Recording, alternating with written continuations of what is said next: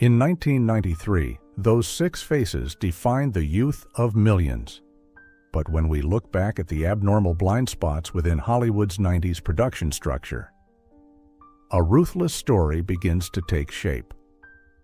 A subterranean system had already scripted the execution of Living Single before it even hit the airwaves. The radiant smiles, the warm on-screen embraces. When analyzed through the lens of workplace psychological manipulation, were merely a forced masquerade to conceal ruthlessly exploitative contracts.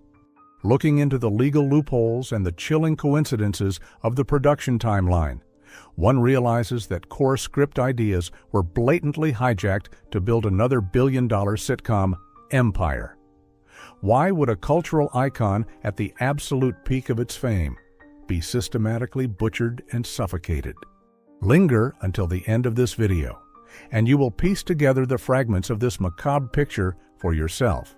You will uncover the names truly suspected of pulling the strings, and the spine-chilling reasons behind the mysterious disappearances of the cast in the final season. If you are ready to stare directly into the darkest corners behind the glamour of the 90s, hit that subscribe button right now. Do not let the illusion deceive you any longer. Part 1. Queen Latifah Khadijah, the scapegoat crowned queen. Let us rewind time to a late Tuesday evening in the autumn of 1993. The air on the Warner Brothers soundstage was thick with the scent of hairspray, stale coffee, and suffocating tension. Queen Latifah, then just 23 years old, had just stepped down from the platform after a scene that made the entire audience erupt in laughter. She strode down the dimly lit hallway, carrying on her shoulders not just the script of an episode, but the lifeblood and tens of millions of dollars in advertising revenue for the entire Fox television network. Khadijah James was not merely a role, she was a vanguard, the eldest sister who shattered every stereotype of an independent black woman running a magazine in the heart of bustling New York. Yet, the glaring disparity in power and budget reflected a bitter reality behind the closed oak doors of the boardroom. When Latifah sat across from senior executives, men draped in expensive suits who were utterly oblivious to the cultural heartbeat of Black America, Khadijah's smile was forced to vanish. In those frigid rooms, there was no applause, only razor-sharp critiques aimed directly at her self-worth. When dissecting the network's development strategy that year, independent media analysts pointed out a terrifying blind spot. The media moguls never truly viewed Latifah as an irreplaceable queen. On the contrary, they merely borrowed her massive gravitational pull as a glittering scapegoat, a guinea pig in a colossal laboratory testing audience tastes. Beneath the beautiful veneer of broadening the demographic, the production system continuously manufactured invisible pressures, forcing her to drastically alter her physical appearance and undergo extreme weight loss to fit a distorted, cookie-cutter beauty standard dictated by white executives. Try to imagine the profound isolation of a young woman, forced to project fierce pride and confidence before the lens by day, only to face the silent disdain of her own paymasters by night. If we closely analyze the sudden shift in her character's styling from season to season, experts recognize a systematic coercion. The wardrobe directions no longer respected her talent, but were violently steered by cold decisions demanding the styling department soften her up, strip away the edginess and black feminism so as not to offend the sponsors. Women who have weathered the storms of life understand this suffocating bitterness all too well, the feeling of having your natural identity, your very roots, weighed, measured, and filed down simply to appease prejudiced eyes. But the tragedy did not stop at physical and mental suppression. The true outrage lay in the daylight robbery of their intellectual property. Looking into the archival draft scripts of that era, the entire structure, the soul, and the most valuable comedic beats of Living Single were mercilessly dissected. Those foundational blueprints were quietly transferred through silent corridors, only to become, exactly 1 year later, the skeletal framework for the birth of another billion-dollar sitcom geared toward a white audience, while those clones were pampered by the media and injected with a massive budget to become global legends. Our queen of rap was forced to grit her teeth, battling meager salaries and ruthless budget cuts just to keep her show on the air. When the one at the top of the call sheet is systematically squeezed, drained, and stripped of credit, a stifling atmosphere blankets the entire crew. Would anyone dare stand up and call out this injustice by name? And if a sole rebel dared to raise their head in defiance, what bloody fate was waiting for them just ahead? Part 2. T.C. Carson, Kyle Barker, a death sentence for the rebel. Silence is sometimes the most deafening scream, and the abrupt disappearance of T.C. Carson in the show's final season was exactly that kind of chilling void in the minds of millions of viewers at the time. Kyle Barker was not simply a comedic relief character with his impeccably tailored suits, suave demeanor, and a deep, proudly resonant voice. He was the embodiment of intellect, the gold standard of a successful black man that anyone would aspire to be. When the character Kyle said his goodbyes to leave for London, the media and fans naively assumed that T.C. Carson was simply seeking new artistic horizons. But the illogical fracture in the storyline and the complete erasure of this character painted an entirely different picture, a blood-stained canvas of a ruined career. Analyzing the incident through the lens of executive power manipulation. Carson's disappearance was not voluntary in the slightest. He was covertly blacklisted right at the absolute zenith of his fame. Picture a tense table read in late 1997, in a conference room flooded with harsh, clinical fluorescent light. The 6 actors sat around a long table, facing a battery of producers and a writing staff that was predominantly white. As the script was opened, the lines written for Kyle Barker cheap, stereotypical, minstrel-like jokes designed to smear and degrade the cultural value of the black community met fierce resistance. The room instantly plunged into a dead silence as Carson's voice rang out. He stood entirely alone, fiercely confronting the very men who held the power of life and death over the entire show. He demanded respect. He defended the dignity of the character he had painstakingly molded. He believed he was reclaiming justice for his art, but he had no idea that the exact moment he dared to open his mouth against that machinery of power, he had signed his own career's death warrant.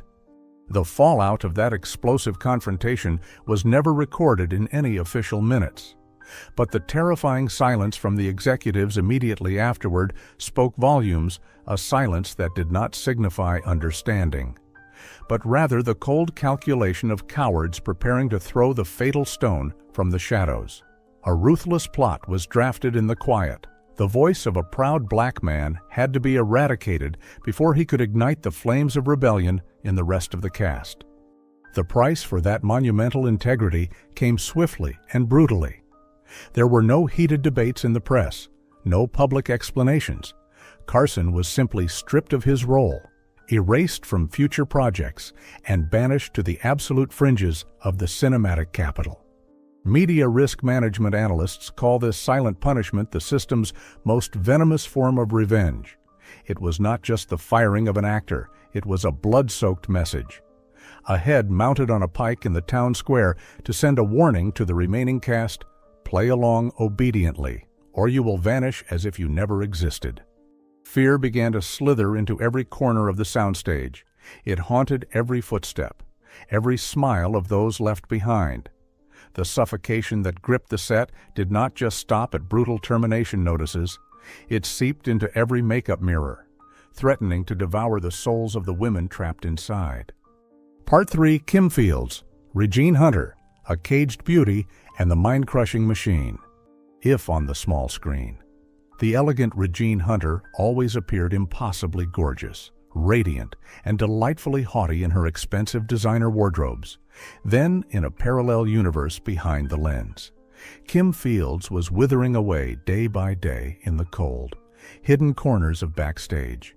The press of that golden era relentlessly praised her as an immortal fashion icon, a standard of allure that every black woman yearned for.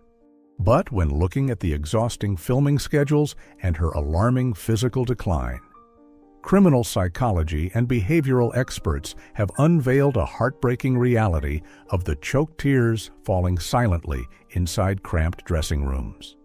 By weaponizing draconian contract clauses, the producers essentially turned Kim into a golden bird in a cage. Close your eyes and imagine the hours-long wardrobe fittings beneath blinding lights, where the scrutinizing eyes of executives continuously evaluated every single millimeter of her body. Through sophisticated mental manipulation tactics, the system forced Kim to maintain a surreal standard of beauty, an impossible physique that defied the laws of time.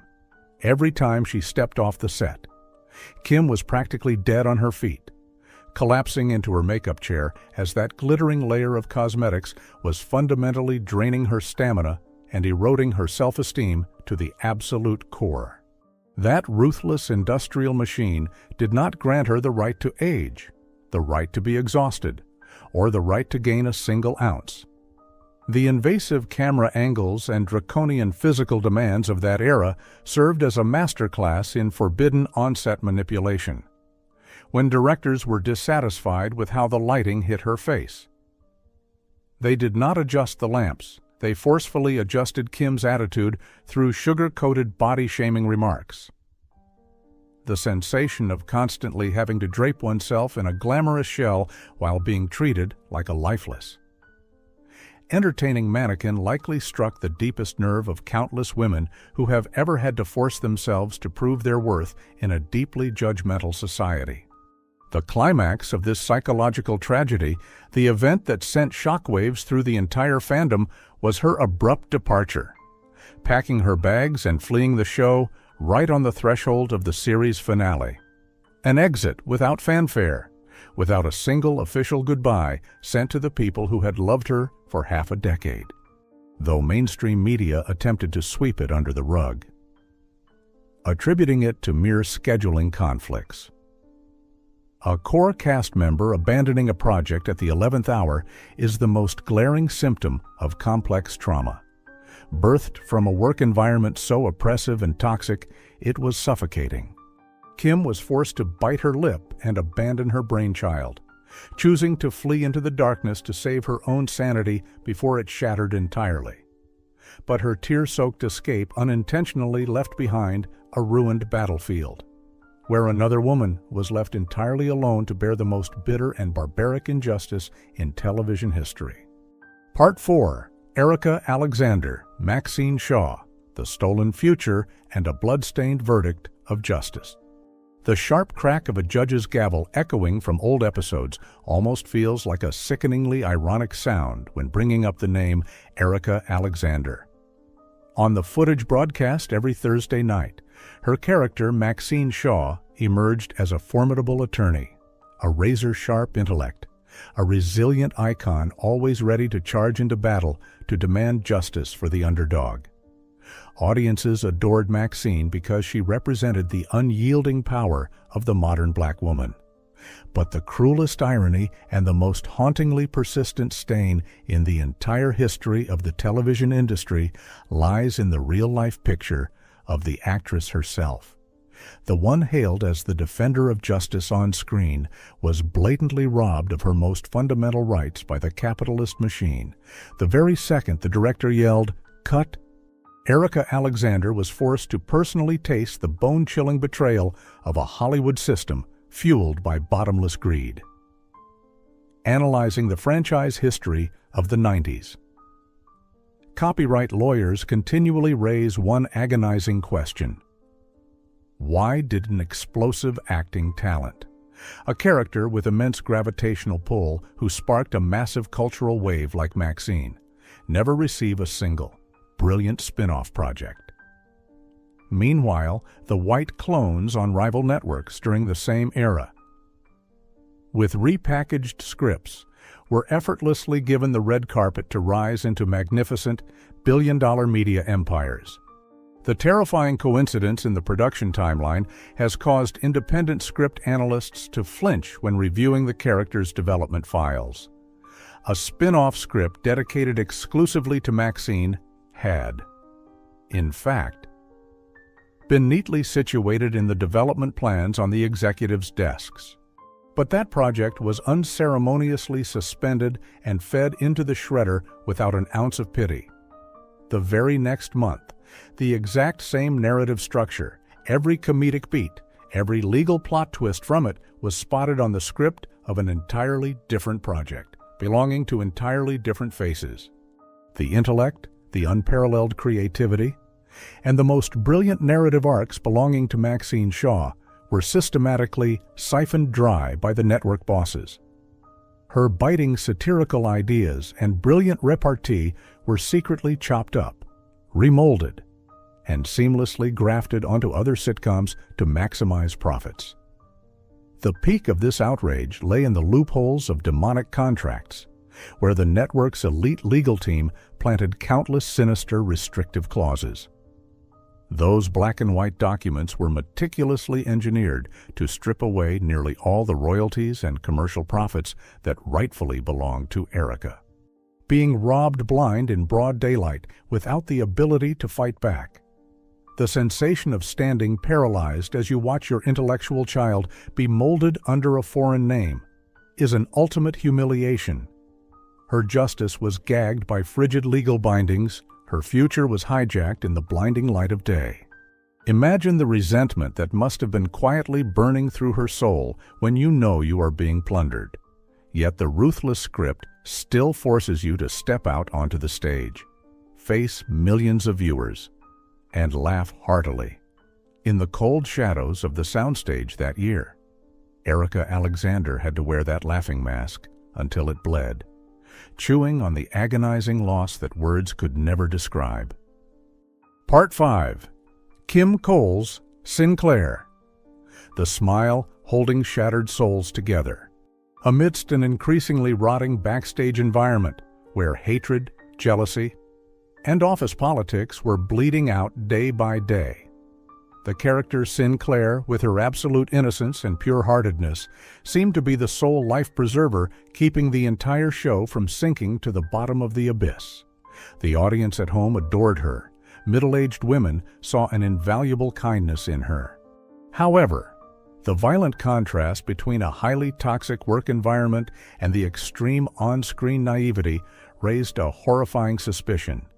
Kim Coles's radiant smile was not a natural joy. It was the product of extreme suppression, pushed to the point of spiritual distortion. Viewed through the prism of workplace manipulation, the producers utilized highly venomous psychological tactics. They continuously forced her to act carefree and foolish, to giggle and chirp even during the darkest, most suffocating days in the set's history. Put yourself in her shoes.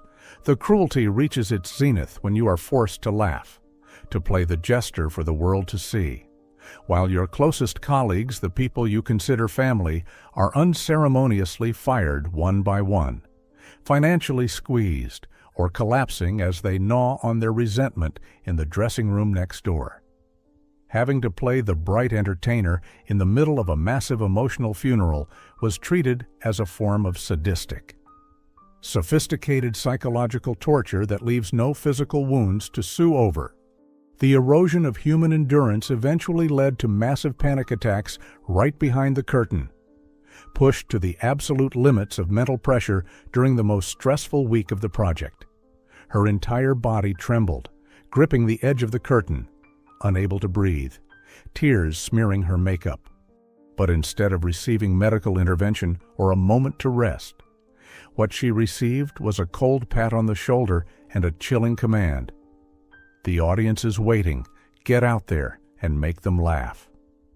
To drag exhausted legs out under the high-intensity lights, swallow her tears, and stretch out a radiant smile until it warped. That was no longer the art of acting. It was a blood-soaked execution of the soul. Even without any documents acknowledging the level of coercion in those cold-blooded contracts. If you pause and look deep into Kim's eyes in those final seasons, you will see a terrifying emptiness. That exhausted, glazed-over stare seemed to be hopelessly screaming for help from behind the brilliant foundation, attempting to stitch together the shattered souls of the sisters around her while she herself was fracturing from within. Kim Coles's mental tragedy reached the absolute threshold of human endurance. And it seemed that when the psychological compression, the unspoken grievances, and the rage on that set could no longer be contained within that cramped space, it shattered the invisible barrier, mutating into a horrific physical agony that struck down another innocent man. Part 6. John Henton. Overton, the physical curse and the final silence. All the backstage infighting, all the blood-soaked, resentful contracts, or the sophisticated media suppression suddenly became meaningless, small, and dead silent when the most ruthless. Visceral tragedy struck. It no longer lay dormant on the cold reporting pages of the network. It struck directly with fresh blood, shattered glass, and flesh-tearing physical agony in the real world. The bustling heartbeat and the ringing laughter of that Brooklyn apartment building seemed to die completely in the wake of John Henton's horrific 1995 car crash. The man with the gentle face, the honest, warm smile of Overton, the peaceful harbor for countless viewers, was nearly entirely destroyed after that fateful collision in the dead of night. Though official police reports quickly closed the case with soulless text, calling it merely a tragic accident caused by losing control on the road. The chain of grim events that occurred concurrently created a looming, oppressive atmosphere. The air around the living single set during the 2 weeks prior to Henton's horrific crash was perpetually thick with an indescribable suffocation. Technical malfunctions appeared continuously without explanation. Schedules spiraled into chaos. And the crew, operating under extreme pressure, was locked in a state of absolute exhaustion. It acted as a macabre indicator of what happens when the suppressed rage and injustices of human beings are compressed to their limits without release. Instead of dissipating, the oppression accumulated into a dark entity, suffocating the energy of the room and lashing out at whoever was still trapped within that cage. Could it be that the intensely negative, invisible energy, Kim Field's suppressed cries, Erica's unspoken fury, T.C. Carson's supreme indignation, and the ruthless pressure raining down on Queen Latifah, having festered for so long behind the camera, had coalesced into an unredeemable, dark karmic vortex? The reality that John had to grit his teeth through countless major facial reconstructive surgeries, facing absolute agony of both body and mind, felt like a haunting full stop. It was like a streak of blood smeared across the show's most brilliant era, extinguishing any hope for a perfect, happy ending. Not a single one of them today dares to loudly assert anything about paranormal causes or the deep, hidden roots of that tragic chain of events.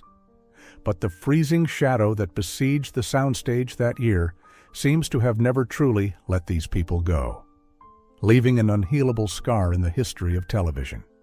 Over 30 agonizingly long years have passed since Living Single redefined the entire landscape of black television culture in America.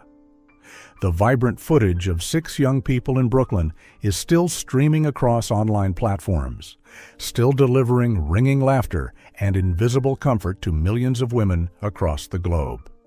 But now, as the curtain of darkness has been drawn back, as you have faintly recognized the dried tears, the exploitative contracts, and the brutal erosion behind every single one of their smiles, when you look back at those nostalgic frames, do you still see the carefree innocence of the very first day? The ruthless story behind the scenes of Living Single is not merely a dark file of the entertainment industry. If we look deep into those exhausted eyes, those forced, bleeding smiles, we suddenly shudder with realization. It is the truest reflection of the lives of countless women who have navigated years of exhausting struggle. How many of us, you ladies sitting in front of the screen right now, have had to wear a resilient, radiant mask to hide a soul that is shattering inside? How many times have you had to swallow down bitter tears, forcing yourself to smile to soothe the harsh expectations of the outside world, while silently bearing the brunt of injustice and suppression to the point of absolute exhaustion? The tragedy of those 6 people leaves us with a heartbreaking awakening. A fake halo can deceive all of humanity, but it can never heal psychological wounds that are still bleeding. It is time we stopped romanticizing forced, silent sacrifices, those great women. And you yourself today absolutely deserve the right to take off that heavy mask. We deserve to be weak, to be seen, and to embrace our own pain, rather than spending a lifetime as a scapegoat for invisible, cruel standards. The final, absolute, and most naked truth has perhaps been locked away forever beneath a thick layer of dust and the indefinite non-disclosure agreements drafted by the highest echelons of Hollywood capitalism. No one dares to stand up and deliver an absolute confirmation to shatter this silence. But what do you think about the dark secrets we've just analyzed? Could it be that, for the past 3 decades, we were the ones most spectacularly deceived, locked inside a perfectly orchestrated illusion of happiness designed to camouflage a machine built to grind human beings into dust? Leave your thoughts in the comments below this video if you ever accidentally noticed those anomalies, those forced gazes, or the sheer unnaturalness in the scripts of those final episodes that you couldn't explain at the time. The velvet curtain has fallen, but our investigation has not. Hit the subscribe button and turn on the notification bell right now to continue accompanying us. Because the glamorous world out there on the screen still holds thousands of dark, suffocating dungeons containing chilling truths that have never seen the light of day. See you all in the next files as we expose the truth.